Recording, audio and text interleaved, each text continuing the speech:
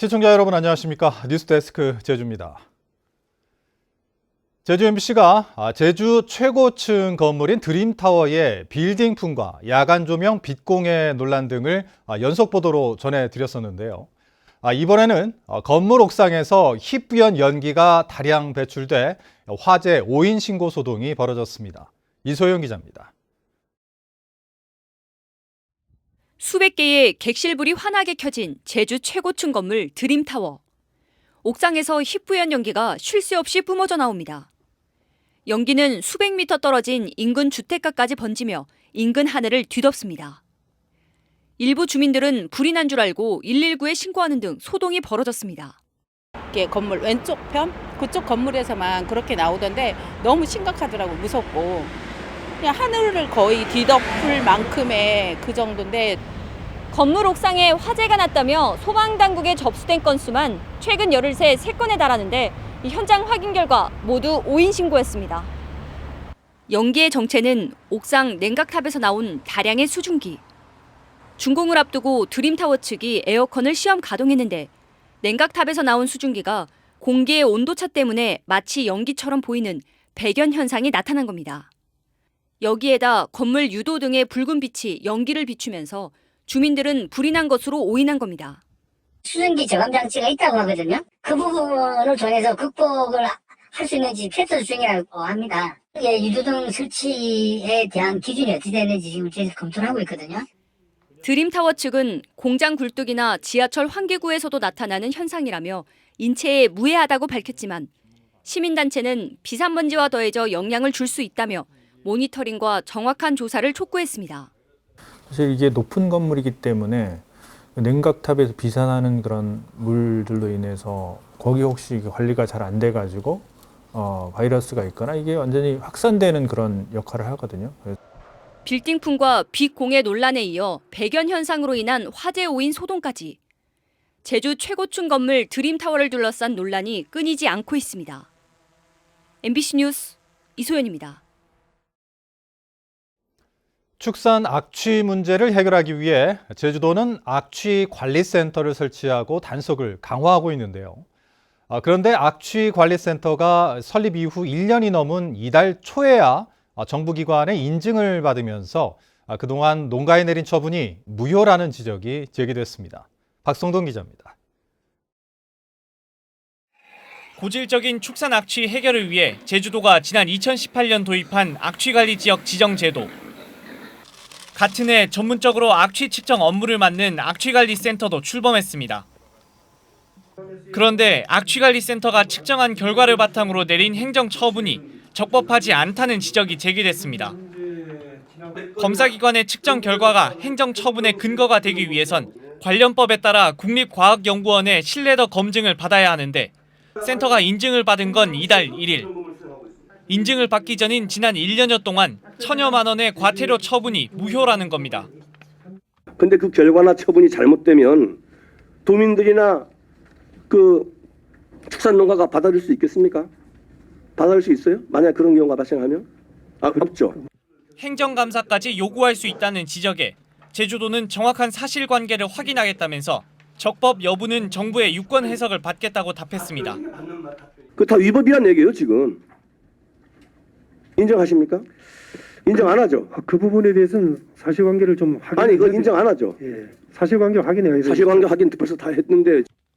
환경영향평가협의회 제주도의회의 동의 권한을 삭제하는 조례 개정안도 도마에 올랐습니다. 의원들은 제주도가 의회의 권한 축소를 어떠한 협의도 없이 일방적으로 추진하고 있다고 질타했고 제주도는 행정권한 침해 소지에 대한 조정이 필요하지만 아직은 실무 검토 단계일 뿐이라고 밝혔습니다. 도의회 동의 절차에 대한 견해를 좀 듣고 싶어요. 우리 도의에서. 기초안이 잡히면 그 다음에 우리 의원님들께 별도로 공식적으로 좀 협의를 하려고 하는 사항입니다. 그래서 이게 그 뭐 동의 절차 생략한다 뭐 한다는 게 꼭 도의 방침은 아니다. 또 의원들은 음식물 쓰레기 감량기 설치 의무 규제와 관련해서는 제주도가 처리장 포화로 처리하지 못한 책임을 민간에 떠넘기는 꼴이라며 개선을 촉구했습니다. MBC 뉴스 박성동입니다. 제주도 관광미래전략위원회가 원희룡 지사의 사조직이라는 비판이 나왔습니다. 오늘 열린 도의회 문화관광체육위원회 회의에서 의원들은 지난 6월 출범한 제주관광미래전략위원회의 공동위원장과 정책고문이 제주도 산하기관장에 내정되거나 임명됐다며 원지사의 측근을 위한 단체냐고 따졌습니다. 또 기존 위원회와 업무가 중복되고 의회 보고 없이 예산 1억 원을 편성해 위원 30여 명에게 자문수당으로 지급했다며 위원회를 해체하라고 요구했습니다. 이에 대해 제주도는 코로나19 상황에서 제주 관광 미래를 설계하기 위해 전문가로 위원회를 구성해 추진하고 있다고 밝혔습니다. 태풍 때 밀려온 해안 쓰레기 때문에 해안 지역 마을들이 골머리를 앓고 있는데요. 제주시 화북 앞바다는 대형 배수로에서 비가 올 때마다 쓰레기가 계속 떠밀려와 주민들이 대책을 요구하고 나섰습니다. 김찬영 기자입니다. 해안이 쓰레기로 뒤덮였습니다. 부러진 나뭇가지와 어구는 물론 페트병들이 마구 쌓여 있습니다. 주민들은 태풍 때 밀려온 쓰레기를 이미 한 차례 치웠는데 지난 이틀 새 내린 비에 또다시 쌓였다고 주장합니다. 바다로 연결된 지름 2.5m의 배수로로 비가 올 때마다 쓰레기가 계속 떠내려온다는 겁니다. 스티로폴, 비닐봉지, 하여튼 쓰레기란 쓰레기는 다 나오니까. 그러니까 이 사람들 얘기로는 비가 많이 나와서 우수관으로 내려온다는데 실제로 우수관으로 그렇게 많은 쓰레기가 내려올까 나는 그런 또 의심을 우리는 하기는 하거든요. 매일 쓰레기를 수거하고 있는 해양지킴이들도 배수로 문제가 심각하다고 지적합니다. 쓰레기들이 조류를 타고 주변 수킬로미터 해안 틈새까지 퍼지면서 치우기도 쉽지 않다는 겁니다. 어렵죠. 그러니까 이거 구분을 할 수가 없어요. 선별을 해서 이거 할 수는 없어요. 한꺼번에 마대를 100개씩 갖고 다녀야 되는데 그러면. 쓰레기가 밀려나오는 배수로는 화북동 일대 빗물을 모아 보내는 곳. 행정기관은 태풍 때 쌓였거나 시민들이 버린 쓰레기가 우수관을 타고 나오는 거라며 막을 방법이 없다는 입장입니다. 이 우수관이 여기만 우수관이 아니고 저희 전국에 연결된 거잖아요. 다 모여서 이제 당뇨 보니까 그렇게 되겠죠. 연이은 태풍으로 제주도가 수거한 해안 쓰레기만 2,100여 톤. 아직도 해안 곳곳에 치우지 못한 쓰레기가 남아있는 데다 빗물을 타고 추가 유입까지 이어지면서 주민들이 애를 먹고 있습니다. MBC 뉴스 김찬현입니다.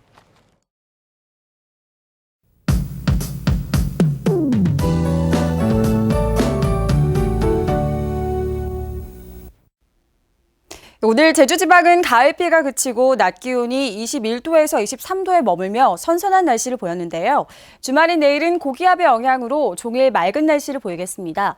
추석을 앞두고 이번 주말 성묘나 벌초 계획하신 분들 많으실 텐데요. 미세먼지 농도는 좋음 수준으로 공기도 깨끗해서 야외 활동하기 좋겠습니다. 다만 풀밭에 나갈 때는 긴 소매를 입으시고 마스크 착용 등 방역 수칙 잊지 마시기 바랍니다. 일요일인 모레도 맑고 쾌청하겠습니다. 주말 동안 아침 최저 기온은 오늘과 비슷하겠고요. 낮 최고 기온은 오늘보다 높겠습니다. 갈수록 일교차가 점점 크게 벌어지고 있으니까요. 체온 조절할 수 있는 겉옷 챙기셔야겠고요. 건강 관리도 잘해주셔야겠습니다. 다음은 자세한 지역별 내일 날씨입니다. 내일 최저 기온은 북부가 20도, 서부가 19도, 남부 18도, 동부는 17도로 예상됩니다. 한낮에는 대부분 지역이 25도를 보이며 오늘보다 높겠습니다. 모레까지 제주도 남쪽 먼바다를 중심으로는 바람이 강하게 불겠고요. 물결도 1.5에서 3m로 높게 일겠습니다. 항해나 조업하는 선박은 유의하시기 바라고요. 다음 주 화요일까지 천문조에 바닷물의 높이가 높은 기간인 만큼 해안 지역에서는 안전사고에 유의하시기 바랍니다.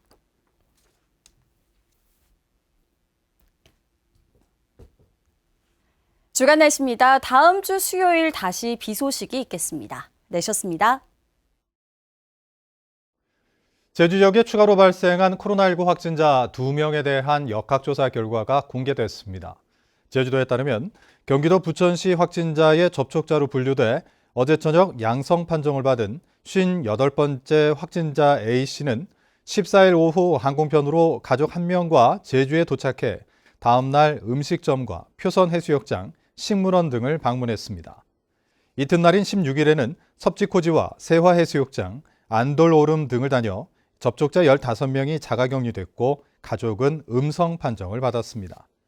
한편 방글라데시 유학생 57번째 확진자는 자가격리 중 확진 판정을 받아 접촉자는 없는 것으로 확인됐습니다. 오는 30일부터 시작되는 추석 연휴에 관광객 20만 명이 제주를 찾을 것으로 예상된 가운데 제주도가 방역수칙 미준수 행위에 강력 대처하기로 했습니다.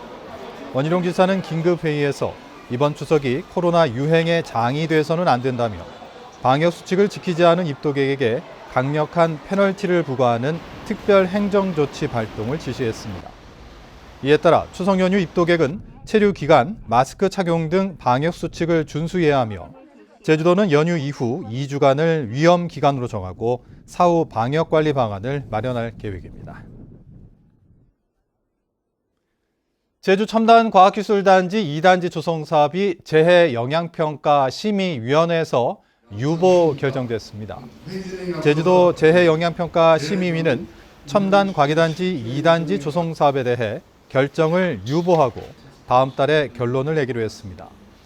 첨단과기단지 2단지 조성 사업은 JDC가 사업비 2,700억 원을 들여 제주시 영평동 84만 제곱미터에 조성할 계획인데 지난 6월 첫 심의에서는 폭우가 내리면 하류 지역 도로와 마을 침수가 우려된다며 재심의 결정이 내려졌었습니다.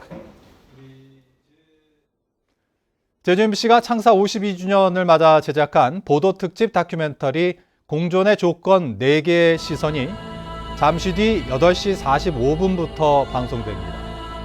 이번 다큐멘터리는 최근 국책사업과 크고 작은 개발 사업들로 찬반 의견이 엇갈리며 제주가 갈등의 섬이 돼가는 상황에서 갈등의 원인을 분석하고 공존 방안을 제시합니다.